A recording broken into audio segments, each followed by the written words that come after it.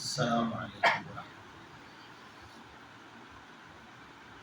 இன்றைய தினம் வெள்ளிக்கிழமை ஜும்மாவுடைய ஜமாஅத்தினால் துஆவை கற்றுக்கொள்வது அடிப்படை. இன்றைய ஒரு துஆ என்னவென்றால் மிக சிறிய ஒரு துஆ தான். திருமதியிலே அபூதாவுது, இப்னு மாஜா போன்ற நூல்களில் பதிவு செய்யப்பட்ட சஹீஹான ஹதீஸ்.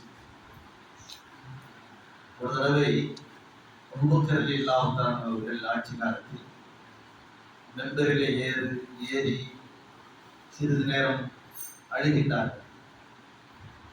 பிறகு கூறினார்கள், அல்லாஹ்வுடைய தூதர் ரசூலுல்லாஹி ஸல்லல்லாஹு அலைஹி வஸல்லம் அவர்கள் மதீனாவிற்கு வந்த அந்த முதலாவது ஆண்டு இதை போன்ற மெம்பரிலே ஏறி அழுதுவிட்டு ஒரு செய்தியை சொன்னார்கள்.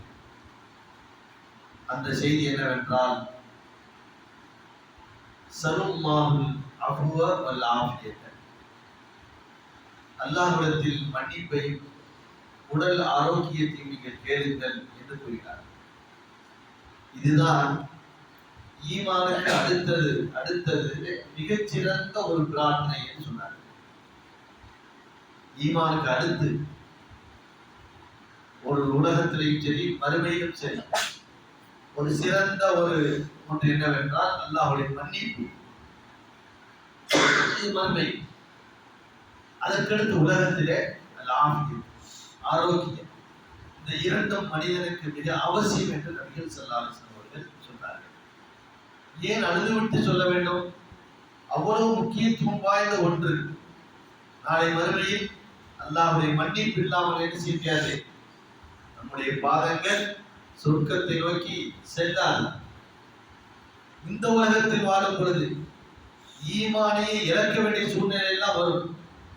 எப்ப ஆரோக்கியம் இல்லை என்றால், உடல்ல நோய் வந்துருச்சுன்னா கையில கட்டுறோம். ஷிர்க் வந்துருச்சா, உடல்ல நோய் வந்துருச்சுன்னா தர்காவுக்கு போறோம்.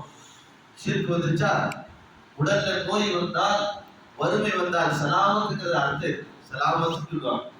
ஆபியத்து என்றால் ஆரோக்கியம் என்று சொல்கிறோம்.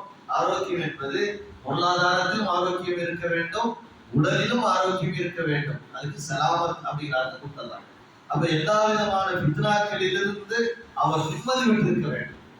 அந்த சலாமத்துல இந்த உலகத்துல நம்ம பெற்ற ஞாபகத்துக்களில் மிகப்பெரிய ஞாபகம்.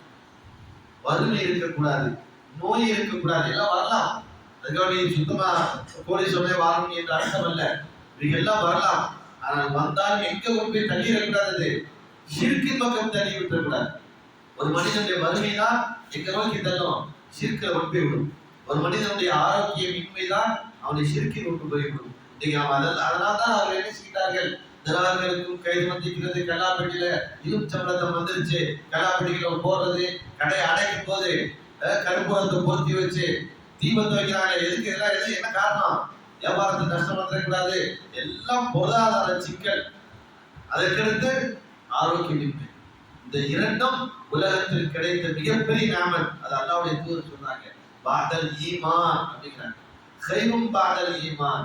ஈமானுக்கு பிறகு மிகச்சிறந்த ஞாபகம் என்னவென்றால், இந்த உலகத்தில் வாழும் பொழுது ஆரோக்கியம் இருக்க வேண்டும், எல்லா விதமான பித்ராக்கள் இருந்து அவர் சலாமத்து பெற்றவராக இருக்க வேண்டும். இரண்டாவது, நாளை மறுமையிலே மன்னிப்பு இருக்க வேண்டும். அதனால் இந்த துஆ மிக முக்கியத்துவம் வாய்ந்தது என்பதற்காகத்தான் நபி அவர்கள் மெம்பரில் ஏறி தன் சமுதாயத்திற்கு, தன்னுடைய உம்மத்திற்கு அழுத நிலையை சொன்னார்கள். அதை அப்படியே அபூபக்கர் அவர்கள் செய்து காட்டுகிறார்கள். ரசூலுல்லாஹ் எப்படி செஞ்சாங்களோ அதே மாதிரி தான் சஹாபாக்கள் செய்வாங்க.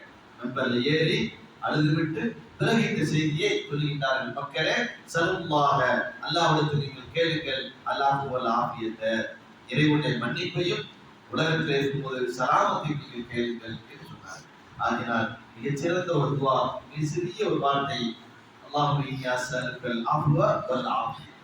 சொல்லுங்க, இன்னி அஸ்அலுக்கல் அஃப்வ வல் ஆஃபியத. அல்லாஹும்ம இன்னி அஸ்அலுக்கல் அஃப்வ வல் ஆஃபியத. துஆ